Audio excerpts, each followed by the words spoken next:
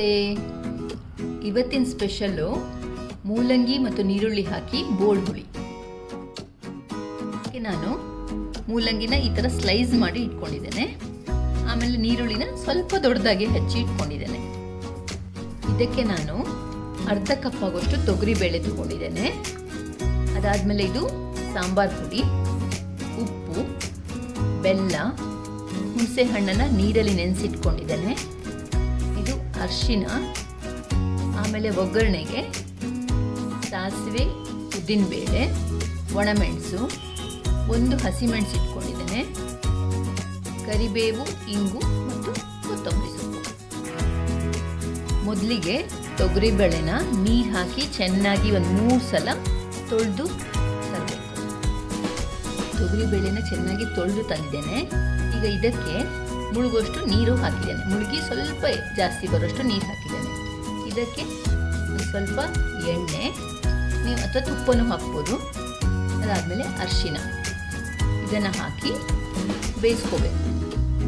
ಮೂಲಂಗಿ ಮತ್ತು ನೀರುಳ್ಳಿಯನ್ನು ಸ್ವಲ್ಪ ನೀರು ಹಾಕಿ ಇದನ್ನು ಕುಕ್ಕರಲ್ಲಿ ಒಟ್ಟಿಗೆ ಬೇಯಿಸ್ಕೊಳ್ಬೋದು. ಬೇಳೆ ಮತ್ತು ಮೂಲಂಗಿ ನೀರುಳ್ಳಿಯನ್ನು ಒಂದು 4ರಿಂದ 5 ವಿಸಿಲ್ ಬಿಡಬೇಕಾಗತ್ತೆ.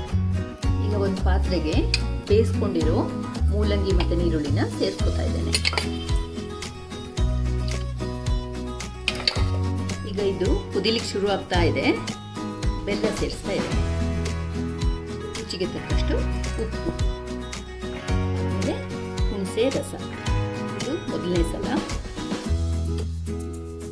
ಇದು 2ನೇ ಸಲ ನೀರು ಹಾಕಿ ಎಂಟಿದ್ದು ಚೆನ್ನಾಗಿ ಮಿಕ್ಸ್ ಮಾಡಿ ಒಂದು ಕುದಿ ಬರಲಿ. ಹಸಿಮೆಣಸನ್ನು 4 ಸೀಳಿ ಹಾಕಿದ್ದೇನೆ. ಅದಾದಮೇಲೆ ಬೇಯಿಸಿ ಇಟ್ಕೊಂಡಿರೋ ಬೇಳೆನ ಸೇರಿಸ್ತಾ ಇದ್ದೇನೆ. ಒಂದು ಕುದಿ ಬರ್ತಾ ಇದೆ. ಈಗ ಸಾಂಬಾರ್ ಪುಡಿ ಸೇರಿಸ್ತಾ ಇದ್ದೇನೆ.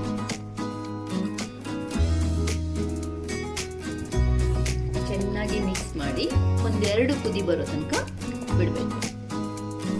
ಈಗ ಚೆನ್ನಾಗಿ ಕುದಿ ಬಂದಿದೆ.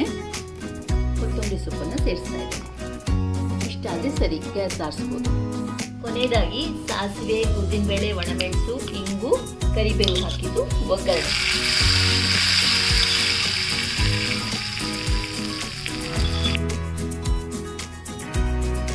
ನಮ್ಮ ಕಡೆ ಬೋಳ್ ಹುಳಿ ಅಂತ ಹೇಳಿದ್ರೆ ತೆಂಗಿನಕಾಯಿ ಹಾಕದೆ ಮಾಡಿದ ಹುಳಿಗೆ ಬೋಳ್ ಹುಳಿ ಅಂತ ಹೇಳೋದು.